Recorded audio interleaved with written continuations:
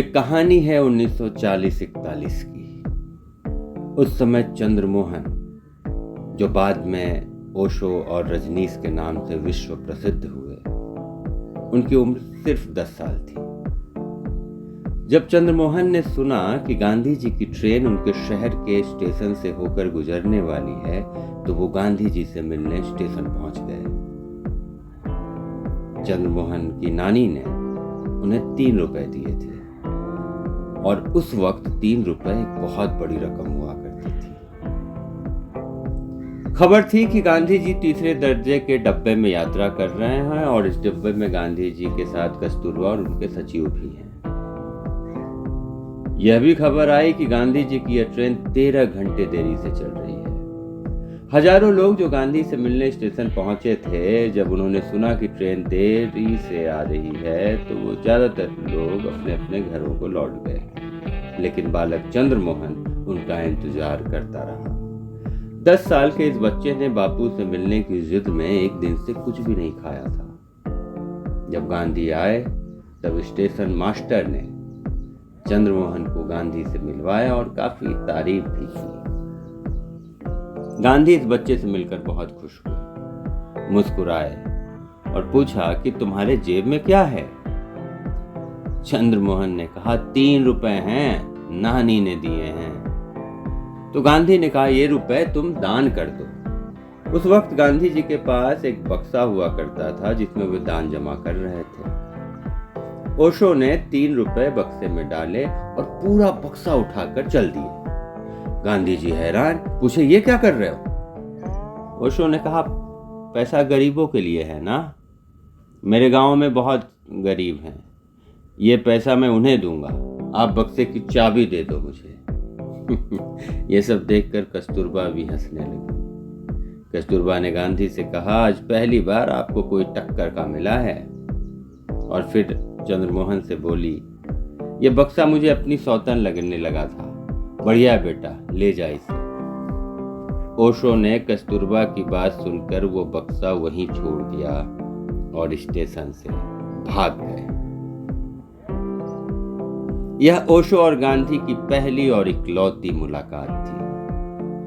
आपने सुना ना कि कैसे ओशो ने गांधी की ही बोलती बंद कर दी थी। उस समय ओशो सिर्फ 10 बरस के थे।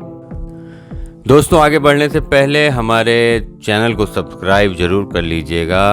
आप जब सब्सक्राइब करते हैं तो हमारा हौसला बढ़ता है और मैं आपसे वादा करता हूं कि मैं ऐसे वीडियो लगातार आपके लिए बनाता रहूंगा। अब लौटते हैं गांधी और ओशो की तरफ। तो 1941 की कहानी हमने सुनाई आपको, जब गांधी और ओशो की पहली मुलाकात हुई थी। अब थोड़ा आगे बढ़ते हैं, साल 1981। ओशो अब तक काफी प्रसिद्ध हो चुके थे।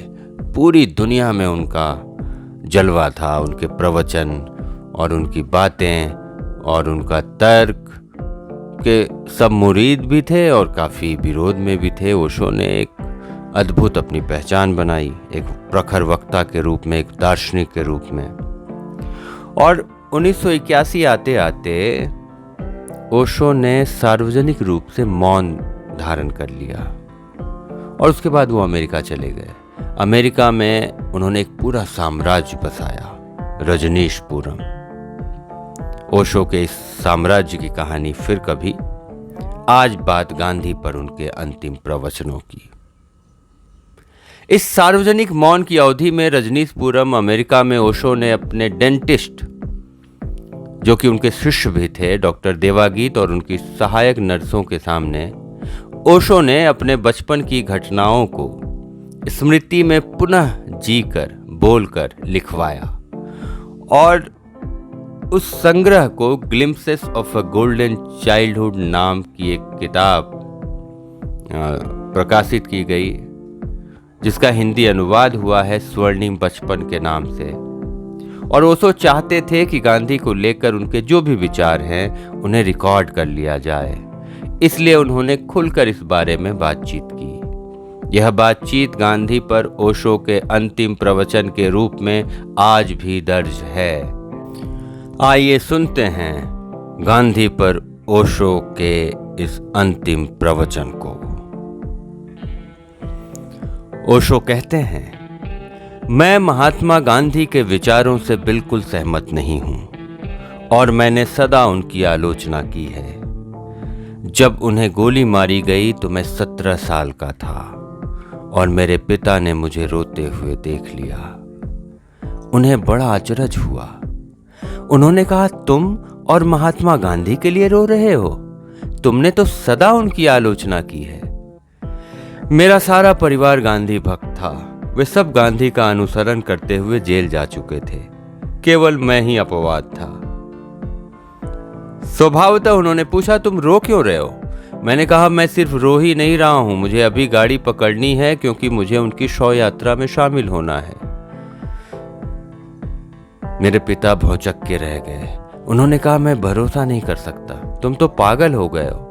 मैंने कहा, हम उसकी बाद में बात कर लेंगे, चिंता मत करो, मैं वापस आ रहा हूं।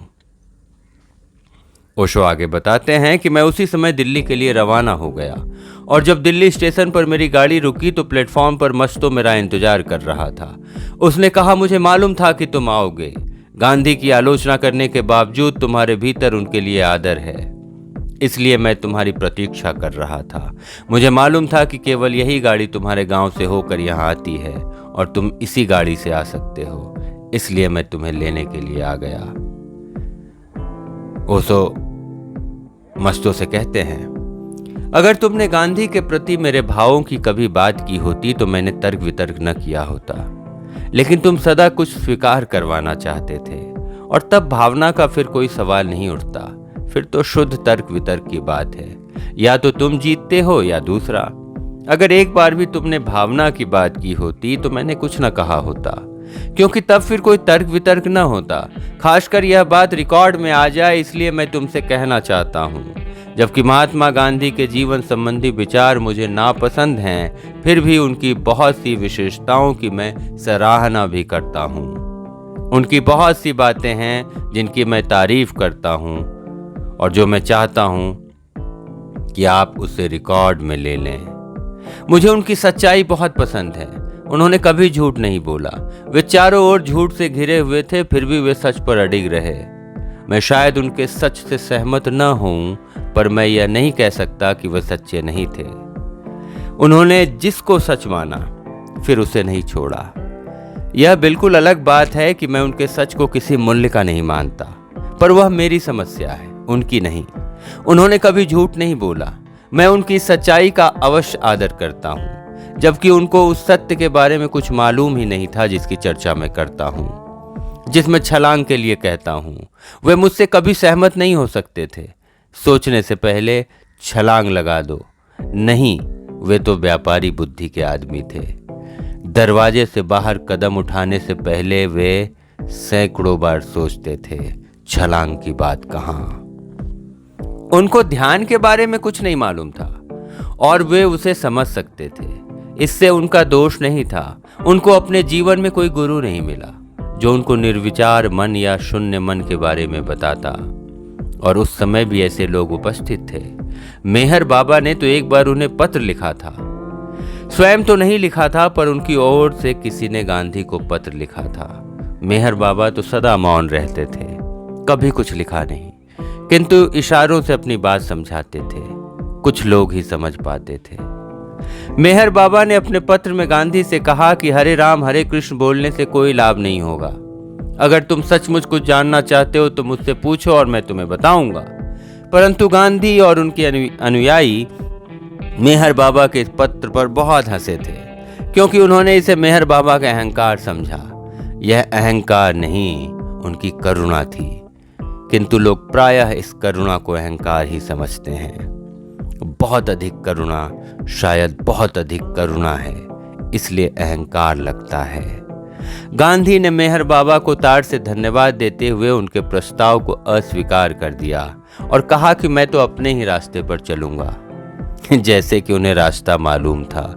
उन्हें तो कोई रास्ता मालूम नहीं था, फिर चलने का प्रश्न ही नहीं उठता था। परंतु गांधी की कुछ बातें मुझे बहुत प्रिय थीं, उनका मैं आदर करता हूं, जैसे उनकी स्वच्छता और सफाई। अब तुम कहोगे कि इतनी छोटी छोटी बातों के लिए आदर? नहीं, ये छोटी बातें नहीं हैं। खासकर भारत में, जहां संत तथाकथित संत सब प्रकार की गंदगी में रहते थे, गांधी ने स्वच्छ और साफ रहने की कोशिश की।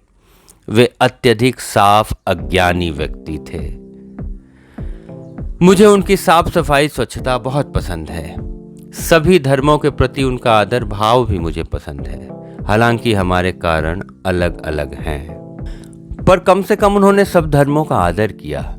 निश्चित रूप से गलत कारण की वजह से उन्हें पता ही न था कि सच क्या है, तो वे कैसे तय करते कि क्या सही है या कोई भी धर्म सही है, सब सही है या कोई भी कभी सही हो सकता है। कोई रास्ता न था। आखिर वे एक व्यापारी थे, इसलिए क्यों किसी को दुखी परेशान करना, क्यों उपद्रव करना। कम से कम इतनी बुद्धि तो उनमें थी कि वे समझ सके कि गीता, कुरान, बाइबल और तालमुद सब एक ही बात कहते हैं। याद रखना, कम से कम इतनी बुद्धि तो थी कि समानता खोज सके। यह कोई कठिन बात नहीं है किसी भी समझदार व्यक्ति के लिए। इसलिए मैं कहता हूं, कम से कम इतनी बुद्धि तो थी, पर सच में बुद्धिमान नहीं थे। सच में बुद्धिमान तो सदा विद्रोही होता है, और गांधी कभी विद्रोह नहीं कर सके। आपको यह जानकर आश्चर्य होगा कि एक बार गांधी भी ईसाई बनने का विचार कर रहे थे, क्योंकि यही एक ऐसा धर्म है जो गरीबों की बहुत सेवा करता है। परंतु जल्दी उनकी समझ में आ गया कि इनकी सेवा सिर्फ दिखावा है, असली धंधा तो पीछे छुपा है। इनका उद्देश्य है लोगों को ईसाई बनाना, सेवा के बहाने धर्म परिवर्तन करना। क्यों? क्योंकि इससे शक्ति आती है। जितने ज्यादा लोग तुम्हारे पास हो, उतनी ज्यादा शक्ति। अगर तुम सारे जगत को ईसाई, यहूदी या हिंदू बना दो तो तुम्हारे पास सबसे ज्यादा शक्ति होगी, जितनी कभी किसी के पास न थी। इसकी तुलना में सिकंदर भी फीका पड़ जाएगा। यह सब शक्ति का झगड़ा है। जैसे ही गांधी ने देखा, और मैं फिर कहता हूं, वे इतना देखने के लिए काफी बुद्धिमान थे, उन्होंने ईसाई बनने का विचार छोड़ दिया। सच तो यह है कि भारत में हिंदू होना ज्यादा फायदेमंद था और ईसाई होने से उतना लाभ नहीं होता। भारत में ईसाई केवल 1% है, इसलिए वे कोई राजनीतिक शक्ति नहीं बन सकते थे। हिंदू बने रहना ही अधिक लाभदायक था। मेरा मतलब है उनके महात्मापन के लिए। किंतु वे काफी होशियार थे। C.F. एंड्रयू जैसे ईसाइयों को, बौद्धों और जैनों को, और फ्रंटियर गांधी जैसे मुसलमानों को भी प्रभावित कर सके। सीमांत गांधी पख्तून जाति के थे, जो भारत के सीमांत प्रदेश में रहती है। पख्तून बहुत ही सुंदर और खतरनाक होते हैं। ये लोग मुसलमान हैं, और जब उनका नेता गांधी का अनुयायी बन गया तो स्वभावतः वे भी अनुयायी बन गए। भारत के मुसलमानों ने कभी सीमांत गांधी को माफ नहीं किया, क्योंकि उन्होंने सोचा कि उसने अपने धर्म के साथ गद्दारी की है। मुझे इससे कोई मतलब नहीं कि उसने क्या किया। मैं कह रहा हूं कि गांधी ने स्वयं पहले जैन बनने के बारे में भी सोचा। उनका पहला गुरु जैन ही था, जिसका नाम था श्री मद्राज चंद्र। और हिंदू अभी भी इस बात का बुरा मानते हैं कि उन्होंने एक जैन के पैर छुए। उनका दूसरा गुरु था रस्किन। इससे हिंदुओं को और भी ज्यादा तकलीफ हुई।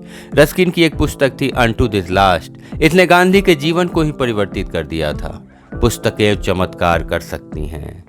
तुमने शायद इस पुस्तक के बारे में सुना भी ना हो, अनटू दिस लास्ट। यह एक छोटी सह पुस्तिका है। जब गांधी एक यात्रा पर जा रहे थे तो उनके एक मित्र ने उनको यह पुस्तिका दी, क्योंकि उसे यह बहुत पसंद आई थी। गांधी ने उसे रख लिया। सोचा भी न था कि पढ़ेंगे, पर रास्ते में जब समय मिला तो उन्होंने सोचा कि क्यों न इसे देख लिया जाए, और इस पुस्तिका ने उनके जीवन को ही बदल दिया। उनकी फिलॉसफी इसी पुस्तिका पर तो आधारित है। मैं उनकी इस फिलॉसफी के विरुद्ध हूँ, किंतु यह पुस्तक महान है।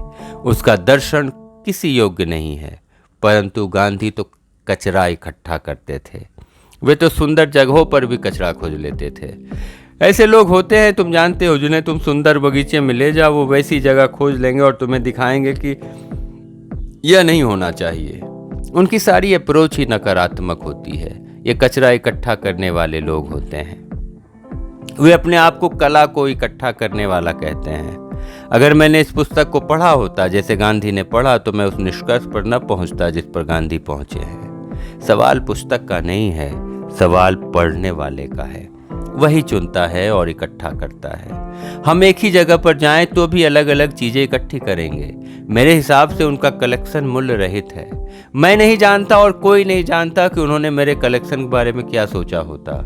जहाँ तक मैं जानता हूँ वह बहुत ही सिंसियर आदमी थे, इसलिए मैं नहीं कह सकता कि उन्होंने ऐसा ही कहा होता जैसा मैं कह रहा हूँ। उनका सारा कलेक्शन जंक है, कचरा है। शायद उन्होंने कहा होता, शायद ना कहा होता। यही उनमें मुझे पसंद है। वे उसकी भी तारीफ कर सकते थे जो उनके लिए एलियन, अपरिचित था, और पूरी कोशिश करते खुले रहने की, उसे एब्जॉर्ब करने की। वे मोरारजी देसाई की तरह न थे जो कि पूरी तरह बंद या क्लोज्ड है। मुझे तो कभी कभी लगता है कि वह श्वास कैसे लेते होंगे, क्योंकि उसके लिए कम से कम नाक तो खुला होना चाहिए। किंतु महात्मा गांधी मोरारजी देसाई जैसे आदमी नहीं थे। मैं उनसे असहमत हूँ, किंतु फिर भी वे स्पष्ट और संक्षिप्त लिखते थे। कोई भी उतना सरल नहीं लिख सकता था और न ही कोई उतनी कोशिश करता था सरल लिखने की। अपने वाक्य को सरल और संक्षिप्त बनाने में वो घंटे लगाते थे, घंटों लगाते थे। जितना संभव हो उसे उतना छोटा और सरल बनाते। वे जो भी सच मानते थे उसके अनुसार ही जीते थे। यह अलग बात है कि वह सत्य न था, पर इसके लिए वे क्या सामना करते थे। मैं उनकी सच्चाई और ईमानदारी का आदर करता हूँ। इस ईमानदारी के कारण ही उन्हें अपने जीवन से हाथ धोने पड़े। गांधी की हत्या के साथ भारत का समस्त अतीत खो गया, क्योंकि इसके पहले भारत में कभी किसी को गोली नहीं मारी गई थी, कभी किसी को सूली नहीं लगाई गई थी। यह कभी इस देश का तरीका न था। ऐसा नहीं कि यह बड़े उदार लोग हैं, बल्कि इतने अहंकारी दम्भी हैं कि वह किसी को इस योग्य ही नहीं समझते कि उसे सूली दी जाए। उससे अपने को बहुत ऊपर मानते हैं। महात्मा गांधी के साथ भारत का एक अध्याय समाप्त होता है और नया अध्याय आरंभ होता है। मैं इसलिए नहीं रोया कि वे मर गए। एक दिन तो सभी को मरना है, इसमें रोने की कोई बात नहीं। अस्पताल में बिस्तर पर मरने के बजाय गांधी की मौत मरना कहीं अच्छा है, खासकर भारत में। एक तरह से वो साफ और सुंदर मृत्यु थी, और मैं हत्यारे नाथूराम गोडसे का पक्ष नहीं ले रहा हूँ, और उसके लिए मैं नहीं कह सकता कि उसे माफ कर देना, क्योंकि उसे पता नहीं कि वह क्या कर रहा है। उसे अच्छी तरह से पता था कि वह क्या कर रहा है। उसे माफ नहीं किया जा सकता। मेरा और गांधी का संबंध बहुत ही जटिल है। या तो तुम किसी की तारीफ करते हो या नहीं करते हो, लेकिन मेरे साथ ऐसा नहीं है। मैं महात्मा गांधी के साथ ही नहीं, मैं कुछ अजीब हूँ। हर क्षण मुझे ये महसूस होता है। मुझे कोई खास बात किसी की अच्छी लग सकती है, लेकिन उसी समय उसमें ऐसा कुछ भी हो जो मुझे बिल्कुल पसंद ना हो, और तब फिर तय करना होगा कि मैं उसे पसंद करूं या ना करूं। इसलिए एक आदमी को आप दो हिस्सों में नहीं बांट सकते। परंतु बहुत बातें ऐसी थी जिनके दूरगामी परिणाम पूरे जगत के लिए अच्छे नहीं थे। इन बातों के कारण मुझे उनका विरोध करना पड़ा। वे विज्ञान, टेक्नोलॉजी, प्रगति और संपन्नता के विरुद्ध न होते तो शायद मैं उनको बहुत पसंद करता। वे तो उस सब चीज़ों के विरोध में थे। मैं पक्ष में हूँ, और अधिक टेक्नोलॉजी, और अधिक विज्ञान, और अधिक संपन्नता के। मैं गरीबी के पक्ष में नहीं हूँ, वे थे। मैं पुरानेपन के पक्ष में नहीं हूँ, वे थे। पर फिर भी जब भी मुझे थोड़ी सी भी सुंदरता दिखाई देती है, मैं उसकी तारीफ करता हूँ।